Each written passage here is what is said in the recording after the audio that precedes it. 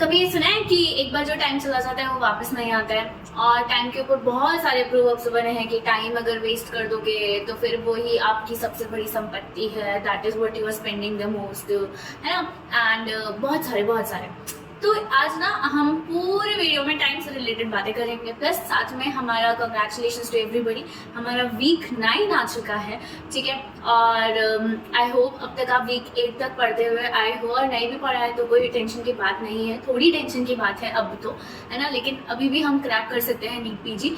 तो let's start आज का। So welcome to the channel of Two Broke Doctors, everybody. This is Dr. Ria, and we are into the week 9 of our NEET PG 2025 timetable schedule series.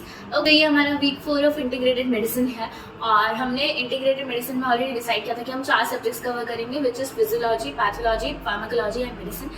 तो हम almost कंप्लीजन पे आ चुके हैं। ये हमारा लास्ट हफ्ता है जहाँ पे हम सारे सिस्टम्स खत्म कर देंगे।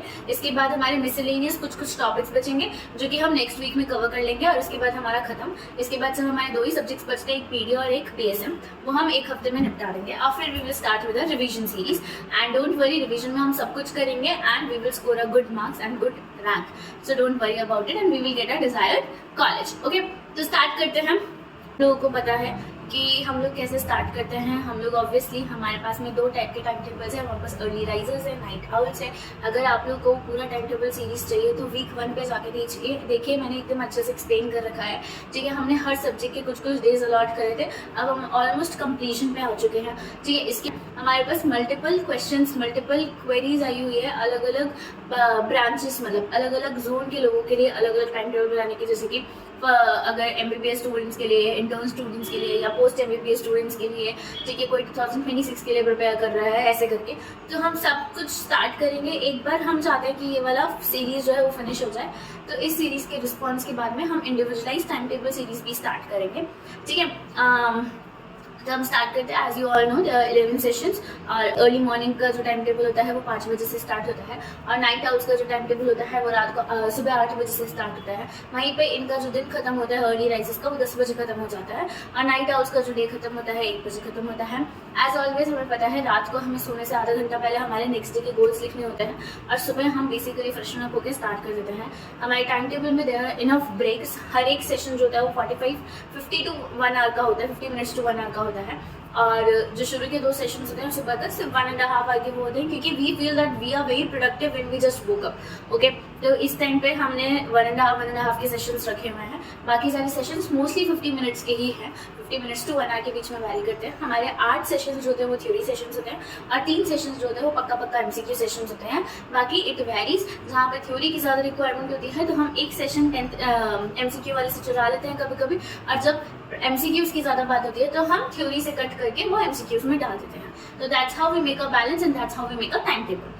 तो इस हफ्ते से ना हम 3 सिस्टम्स करेंगे बेसिकली। वो 3 सिस्टम कौन कौन से होंगे? हम पल्मोनोलॉजी करेंगे, कार्डियोलॉजी करेंगे, रोमेटोलॉजी करेंगे। इसके बाद हमारे ऑलमोस्ट सारे सिस्टम खत्म हो चुके हैं, तुम्हारी मेडिसिन ऑलमोस्ट खत्म हो चुकी है, सिर्फ इन्फेक्शन वगैरह वो सब चीज़ें बच गई, जो कि हम पीएसए में भी पढ़ेंगे। तो इसलिए मैं यहाँ इसको ज़्यादा टच नहीं कर रही हूँ, ठीक है। तो इसके और हमारी फार्मा भी खत्म हो गई, except for general pharma and bacterial वाली फार्मा। इसके अलावा फिजियोलॉजी पूरी खत्म हो चुकी है, एकदम मिसलेनियस टॉपिक को छोड़कर, और हमारी पैथो भी ऑलमोस्ट खत्म हो चुकी है, एकदम मिसलेनियस टॉपिक को छोड़कर, जो कि हम नेक्स्ट वीक में कर लेंगे, ठीक है। तो हम स्टार्ट करें। सो हम स्टार्ट करते हैं मंडे से। मंडे हमारा है 21 अप्रैल। सबसे पहला जो हमारा सेशन होगा वो होगा पल्मोनोलॉजी से हम स्टार्ट करेंगे। तो हम शुरू के 1.5 दिन पल्मोनोलॉजी को देंगे, उसके बाद 2 दिन हम कार्डियोलॉजी को देंगे, प्लस इसमें हम ईसीजी भी कर लेंगे, और उसके बाद में लास्ट के 2 दिन हम रोमेटोलॉजी को देंगे, ठीक है। तो स्टार्ट करें 21 अप्रैल, मंडे से हम स्टार्ट करते हैं। पहला सेशन होगा हमारा फिजियोलॉजी। ऑब्वियसली किसी भी चीज़ की फिजियोलॉजी और एनाटॉमी जानना सबसे पहली चीज़ है। तो हम मैकेनिज्म ऑफ ब्रीदिंग क्या है, लंग वॉल्यूम और कैपेसिटीज के बारे में बात करेंगे, ठीक है। फिजियोलॉजी के बारे में बात करेंगे, एंड क्लिनिकल एनाटॉमी के बारे में बात करेंगे, लंग्स के बारे में, ठीक है। दूसरे सेशन में हम पल्मोनरी फंक्शन टेस्ट और एल्वियोलर वेंटिलेशन के बारे में बात करेंगे। साथ साथ में पल्मोनरी सर्कुलेशन कैसे होता है, उसकी फिजियोलॉजी और वेंटिलेशन परफ्यूजन रेशियो क्या होता है, ये सब चीज़ों के बारे में हम बात करेंगे। तो अब इन 2 सेशन में हमने यूजुअली क्या पढ़ा है? हमने मेजरली फिजियोलॉजी पढ़ी है, थोड़ा सा मेडिसिन का पार्ट पढ़ा है, जहाँ पे हमने पल्मोनरी फंक्शन टेस्ट पढ़ा है, ठीक है। थर्ड सेशन में हमारा वीनस थ्रोम्बोएम्बोलिज्म। अब आ गया तुम्हारा मेडिसिन वाला पार्ट, ठीक है। तो वीनस थ्रोम्बोएम्बोलिज्म हो गया, पल्मोनरी हाइपरटेंशन हो गया, ब्रोंकाइटिस हो गया, ये तुम्हारा थर्ड सेशन का पार्ट होगा। तो मेडिसिन में छोटे छोटे टॉपिक से ज्यादा टाइम नहीं लगेगा, तुम्हारा क्लियर हो जाएगा। फोर्थ सेशन में हम वापस फिजियोलॉजी की तरफ आ गए, क्योंकि इससे जो ऊपर के जो 2 सेशन में हमने फिजियोलॉजी की थी, उसका थर्ड सेशन में हमने मेडिसिन एस्पेक्ट कर लिया। फोर्थ सेशन में हम पढ़ेंगे diffusion and transport of gases और न्यूरल और केमिकल रेगुलेशन कैसे होता है रेस्पिरेशन का, वो हम पढ़ेंगे, फिजियोलॉजी हो गया। फिफ्थ सेशन में तुम basically respiratory failure, ARDS, interstitial lung disease और ऑक्यूपेशनल लंग डिजीजेस, ठीक है, ये तुम करोगे यहाँ पे। अब ये जो है ये सारी रिस्ट्रिक्टिव लंग डिजीजेस हैं। तो फिफ्थ और सिक्स सेशन जो है वो तुम इसको डिनोट करोगे। तो 2 सेशन में तुम्हारे जितने भी रिस्ट्रिक्टिव लंग डिजीज हैं वो पूरी हो जाएंगे। 7th सेशन में तुम करोगे ब्रोंकियल अस्थमा, COPD और उससे रिलेटेड पैथोलॉजीज जो भी हैं वो तुम करोगे 7th सेशन में। और 8 ड्रग्स जो कि बेसिकली ब्रोंकियल अस्थमा के लिए यूज होती है, बहुत छोटे छोटे टॉपिक है, 7th सेशन में पूरा का पूरा हो जाएगा। 8th सेशन में तुम करोगे pulmonary eosinophilia, allergic bronchopulmonary aspergillosis and hypersensitivity pneumonitis. Again वापस 10-15 मिनट के टॉपिक से यहाँ हो जाएंगे। उसके बाद 9th सेशन, हम यहाँ पे 9th सेशन ले रहे हैं क्योंकि एक छोटा सा टॉपिक बच गया, आधा घंटे का टॉपिक है मैक्सिमम, 2 टॉपिक से, एक ऑब्स्ट्रक्टिव स्लीप एपनिया और एक प्लूरल इफ्यूजन। यहाँ पे तुम्हारा दिन जो है वो खत्म हो जाएगा। Don't worry about MCQs। अगर लास्ट के 2 सेशन में इन पूरे टॉपिक्स के MCQs नहीं भी हो पा रहे हैं तो हमारे पास MCQs करने का टाइम मिलेगा, डोंट वरी अबाउट, ठीक है ना। मैंने शेड्यूल में ऐसे बना रखा है, ठीक है। उसके बाद आते हैं हम ट्यूसडे इज योर 22 अप्रैल, ठीक है। इसमें पहला सेशन जो होगा वो हमारा निमोनिया होगा, जिसमें हम कम्युनिटी एक्वायर्ड और एटिपिकल निमोनिया के बारे में बात करेंगे, ठीक है। उसके बाद तुम्हारा जो दूसरा सेशन होगा वो बेसिकली ग्रेनुलोमाटस डिजीजेस, ठीक है, इन्फेक्शंस क्या क्या है लंग के, उनकी पैथोलॉजी क्या है, और क्योंकि हम पैथो में ट्यूमर्स भी पढ़ते हैं लंग के, तो वो पैथोलॉजी पढ़ लेंगे। मेडिसिन का पार्ट नहीं है ट्यूमर्स, यूजुअली ये सर्जरी का पार्ट है, बट इसकी थोड़ी बहुत पैथोलॉजी हम यहाँ पढ़ लेंगे। और जब हम रिविजन करेंगे तब ये सब एक साथ रिवाइज कर लेंगे, ठीक है। थर्ड सेशन में अब कुछ भी अगर तुम्हारा पल्मोनोलॉजी में रह जाता है तो वो अभी कर लो, ठीक है। थ्योरी MCQ जो भी रह जाता है वो तुम अभी कर सकते हो, ठीक है। इसके हिसाब से हमारा पल्मोनोलॉजी जो है वो भी खत्म हो जाता है, ठीक है। अब टाइम की बात करें ना, तो देखो टाइम ना बहुत, मुझे ऐसा लगता है बहुत फ्रजाइल चीज़ है। आप हमेशा ना ये करने में निकाल देते हो, स्पेशली अगर मैं अपनी बात करूँ तो बहुत बार ना ऐसे करने में निकल जाता है कि यार ठीक है ना, आधे घंटे बात कर लूँगी, 1 घंटे बात कर लूँगी, कुछ नहीं फर्क पड़ता है। बट उस आधा 1 घंटे में हमने क्या किया वो इम्पोर्टेंट है।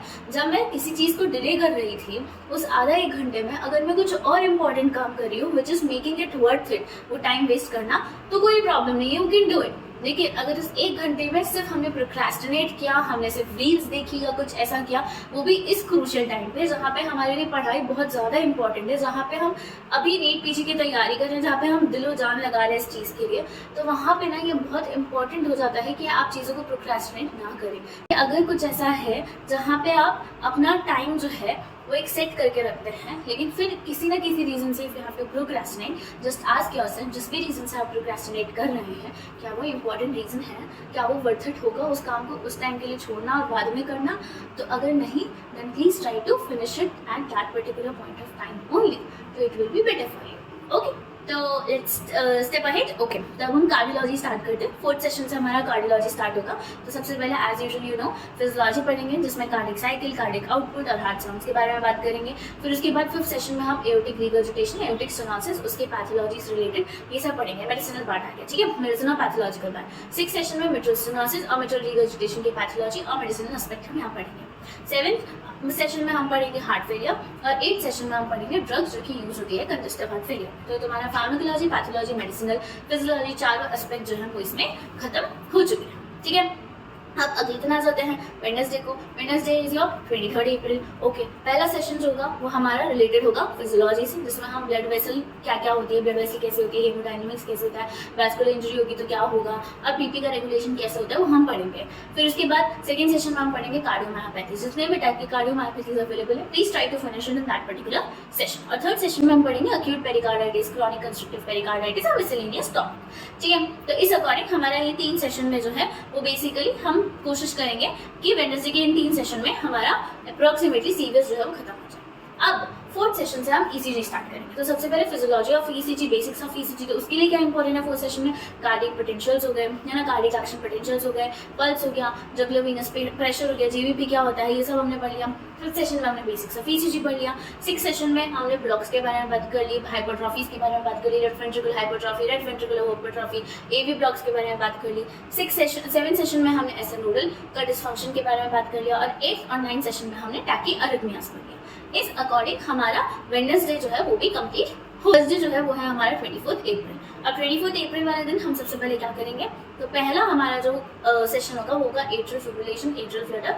और वेंट्रिकुलर अरिथमियास पे। ये वेंट्रिकुलर अरिथमियास खत्म करने के बाद में हम बेसिकली अप्रोक्सीमेटली इसी जगह थोड़ा पार्ट, अब यहाँ पे तुम्हारा आधा पार्ट तुमने वेडनेसडे को खत्म किया, आधा पार्ट तुम्हारा थर्सडे को खत्म करो, ठीक है। दूसरे सेशन में और तीसरे सेशन में तुम पढ़ोगे एक्यूट कोरोनरी सिंड्रोम, यहाँ पे इसका क्लिनिकल फीचर्स, मैनेजमेंट कैसे करते हैं, ईसीजी चेंजेस क्या होते हैं, वुल्फ पार्किंसन सिंड्रोम भी तुम यही पढ़ोगे, सब कुछ यही होगा, ठीक है। उसके बाद में आप आते हैं फोर्थ सेशन में। फोर्थ सेशन में तुम पढ़ोगे एंटी अरिथमिक ड्रग्स, और फिफ्थ सेशन में तुम पढ़ोगे एंटी एंजाइनल ड्रग्स। इसके अलावा सिक्स सेशन में कुछ भी अगर रह गया है कार्डियोलॉजी में, और 7th, 8th, 9th, 10th, 11th, अब मैं तुमको बोलूँ तो मैं इनफ टाइम दूंगी मैं एमसीक्यूज के लिए, तब यहाँ पर तुम्हारे पास 7th, 8th, 9th, 10th, 11th approximately 6 sessions है, 5 सेशंस हैं तुम्हें टू डू योर एमसीक्यूज। आराम से अब तुम एमसीक्यूज करो। इससे पहले भी जो 3 सेशंस में हमने एमसीक्यूज करे तो उसमें भी करो, और अब इस वाली सेशंस में भी तुम एमसीक्यूज करो। तो इस अकॉर्डिंग हमारा कार्डियोलॉजी और हमारा पल्मोनोलॉजी खत्म होता है।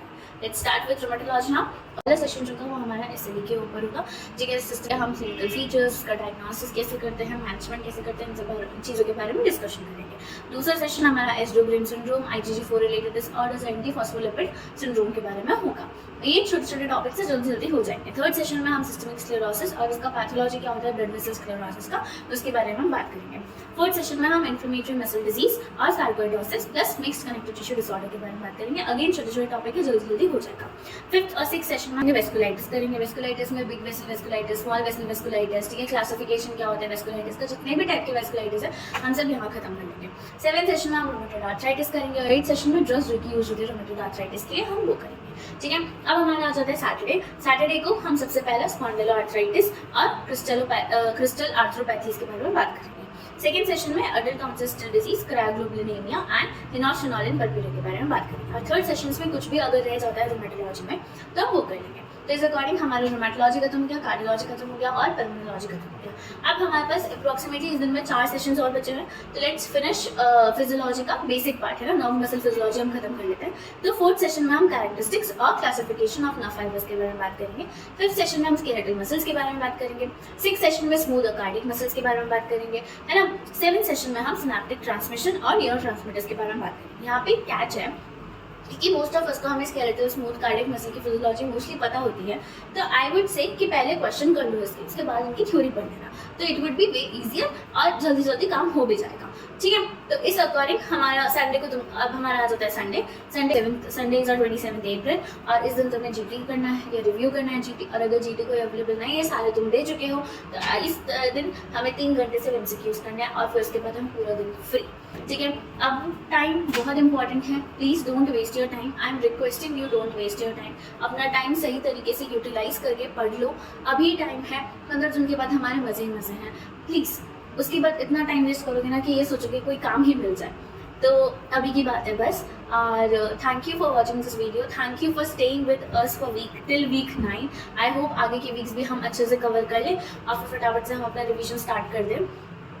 आई होप आप सबके अच्छी रैंक आए, सबको अपना अपना डिजायर्ड कॉलेज मिले, बस पढ़ते रहना है और लगे रहना है, कुछ भी नहीं करना है, ठीक है। I see you in the next week. I hope आप इस वीक का ये पढ़ लीजिए, और thank you all, see you next week, bye bye.